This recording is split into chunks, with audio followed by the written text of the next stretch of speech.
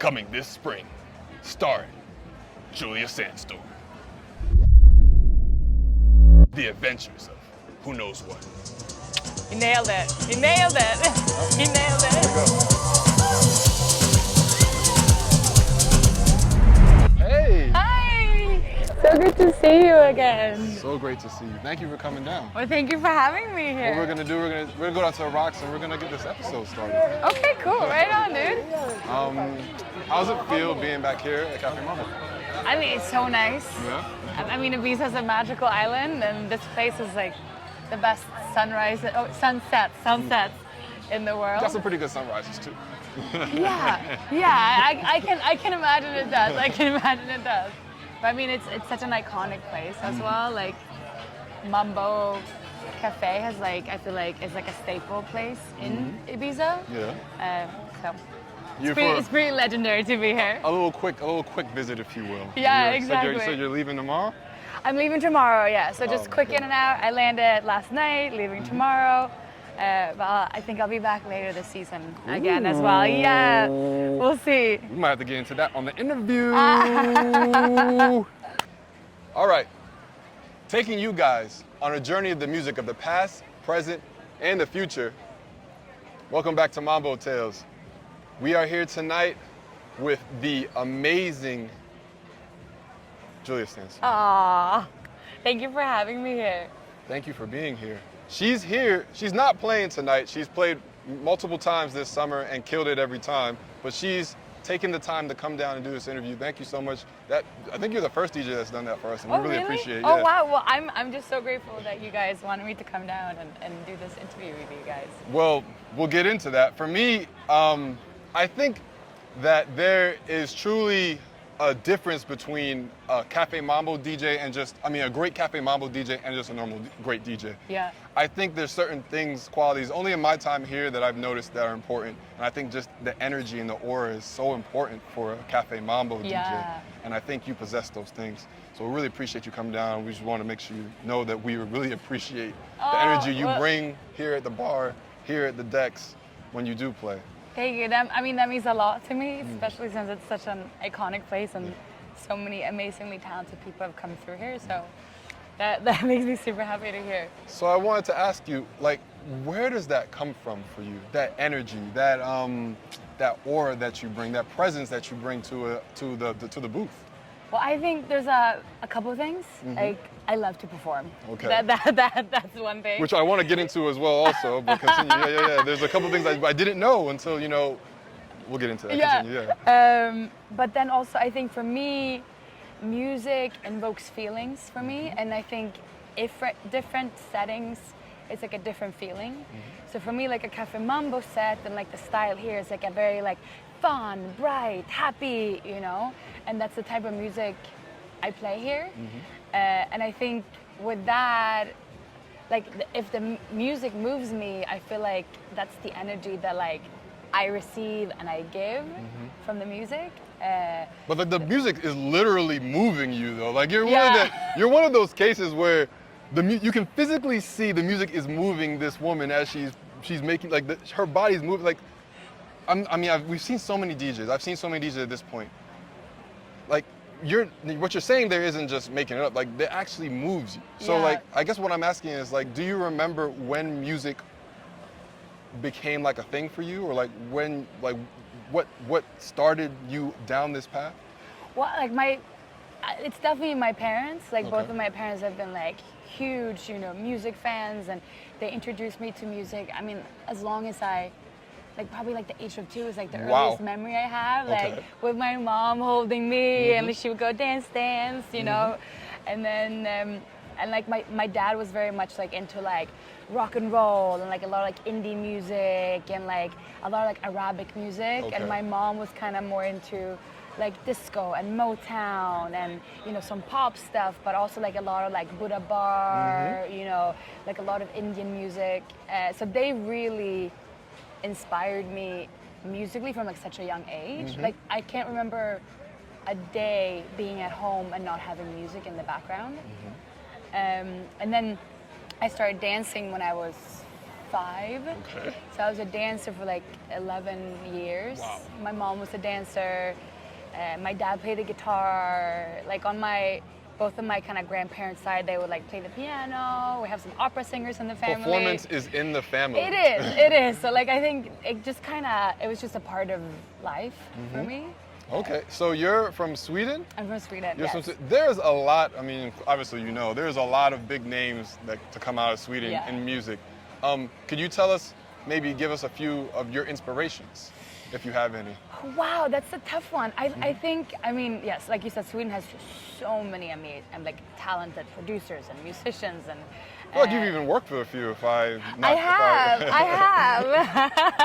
I did an official remix for Ace of Base. I mean, they're definitely very iconic, Swedish. You know, it's them and ABBA, I would say, are like some of the biggest exports from Sweden. But musically, I think what really has inspired me more so is like the old school like rock and roll bands like Led Zeppelin, Pink Floyd, Lynyrd Skynyrd, like the kind of dirty bass lines, and that's like when I was a little girl I wanted to be a rock star. So they were my like idols. I guess I would like to then, this is not one of my questions, but how do you feel from, you know, wanting to be a rock star to where you are now? Literally gonna have to catch another flight tomorrow, do another set tonight. How does that feel? Like you remember that was something that you wanted to do, and now you're jet setting you're all over the place. I don't know if people know, like Julia, she's all over the place. She's in the States, she's over here, she's over there, she's back in Ibiza, she's going. Yeah. How does it feel to finally, you know, to be at this stage in your career now? Can you think back to what you wanted to do? I mean, it's really cool. It's really amazing. I think that, you know, when you're little, like when you're a child, you have these dreams and these goals, and you kind of like forget them on the way, or like they kind of fade out, and you end up on a different path in life. And then I came back to music and like kind of forgot about like this, you know, dream I had as like a 5-year-old little girl. Yeah. So it's really cool. It's a really like full circle moment. Yeah, full circle moment. So I'm very proud of myself. I feel extremely blessed because there's very few people that have like the chance and opportunity to like actually be able to like make a living off of their passion. Right. So I'm just, the fact that I'm able to do that, I'm like beyond grateful for all the opportunities I'm getting, and yeah, I feel very, very, very blessed. So that's really beautiful. Yeah. Okay, so going from there, you mentioned that you're flying back tomorrow. Where are you going tomorrow? I'm actually going to London tomorrow. So short flight. That's Yeah. That's an easy one for her. That's an easy one. That's like taking the bus, you know, like a subway stop.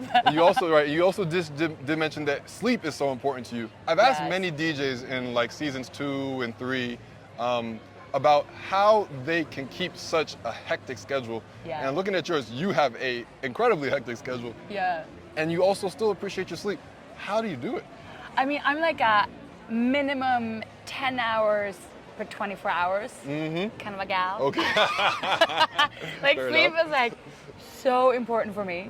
But I think also I live extremely healthy. Okay, there you go. 7 years ago, I was diagnosed with this autoimmune called Hashimoto's, which is like a thyroid thing, and I changed my entire lifestyle and like my entire diet and stopped alcohol, gluten, cane sugar, dairy. Sometimes I'll cheat with like a little cheese here and there, you know, but like I cut out like a lot of things that affected me negatively. So I think that is like a really big part of it. I take my vitamins, I get my sleep, and then with the jet lag and stuff, I kind of allow myself to. In America, we have like sleep aid. It's like melatonin thing. So like the first 3 days, like I allow myself to take, you know, something to help me sleep, like a melatonin or something. But I don't want to be addicted to it. Yeah. But I need that sleep. So that's my key too. I've asked this question to a lot of DJs. This is probably the most responsible answer I've gotten. I can tell you that. That's the most responsible, and I appreciate it. I don't drink like caffeine, and then if I'm tired, like today I'm a little bit tired. I'm not gonna lie, because I just came out of Burning Man. I was there for 6 days. I played 9 sets, which was so much fun. I played like so many different like vibes and energies. But I'm a little bit tired today, so I'm gonna have a double espresso tonight. There you go. So like then, because I don't do caffeine during the rest of the days, like like I think that affects me more and gives me like that boost that I need. Amazing. I want to ask you about your music. Now, I'm not sure if everyone knows, but we're gonna say it here. You are extremely talented. So you're not only a DJ, you're an actress. You're, like you said, you're a dancer. You're a singer. You're the triple threat. You do everything. So You're sweet. with your music, I wanted to ask, are you singing on any of your tracks, or how's that? I am actually. Yeah? None of them that are out yet, but I'm releasing. I have 2 tracks coming out soon with Defected and Okay. Yes Yes Yes. Nice. And one of them called Badman. I am putting my own vocals on it. Nice. I have 2 other tracks that I haven't.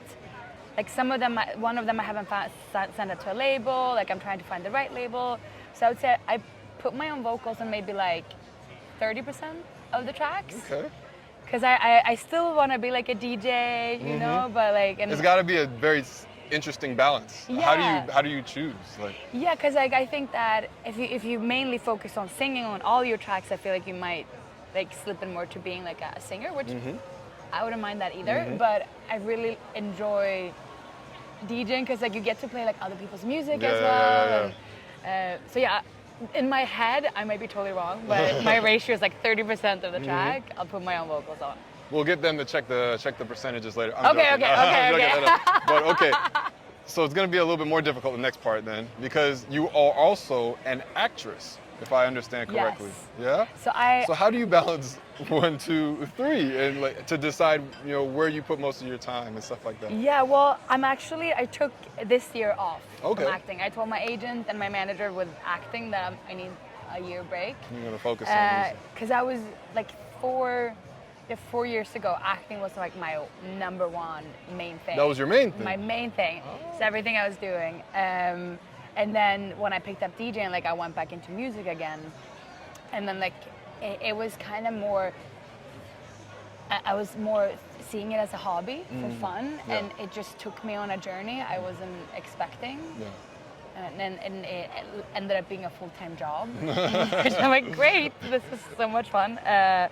So with acting, I'm taking a little bit of a break, but I do want to get back into it again eventually. But yeah, I had last year, it was like I was doing castings, I was playing gigs, and then it was a little bit A lot intense. going Yeah. on. Okay. And I feel like this year I'm just nurturing like my music path, and I think, you know, once you reach a certain level, like within, you know, music, you can kind of take a little bit of a step back and maybe take a month off or something and shoot a movie. Or, I mean, that's my ideal dream scenario. So. Wow. Okay. I feel like Ibiza is very important to you. If I'm not mistaken, I believe you actually got married here in Ibiza. I did. That's really beautiful. I sure did. I feel like a lot of people, you know, they have these dreams, they want to have these destiny weddings. You actually had one right here in Ibiza. Yeah. Why? What does Ibiza mean to you? I think Ibiza to me is one of the there's kind of like 3 places in the world where I feel like there's no box. Okay. And there's no conformity, and there's like people from all paths of life and like all types of styles, and you know, so many different cultures that are mixed. I mean, I haven't been to all the places in the world, but the places. I'm You've sure been a there lot are of places, more. guys. But Ibiza for me, it's one of those places where I feel like I can be 100% myself. That's beautiful. And not being judged. Yeah. And I feel so creative here. Like as soon as I land, like I feel this like rush of like creativity just like flowing through me. And I'm very affected by like countries and cities, and like certain places make me feel a certain way. But Ibiza has that like bright energy and creativity, and like the ceiling is, you know, like endless, and the fact that there's like it's nothing is the same. You know, there's so many different types of people and like areas. So yeah, that's why Ibiza is very special for me. Well, we can see it in your sets, the way that you play, that this place is important to you. Yeah. This place is important to us. So Yeah. that's another reason why we appreciate you here. Thank you so much for doing this, Julia. We really appreciate you coming down here, especially on your day off, where you know you're not even actually playing with us. Yeah, but you know, I love you guys, so I would love to. Well, we love you too. Thank you so much. Thank you so much for having me. Guys, this was Mambo Tales, Season 4, with Julia SANDSTORM. Thank you. and we're out. Thank you.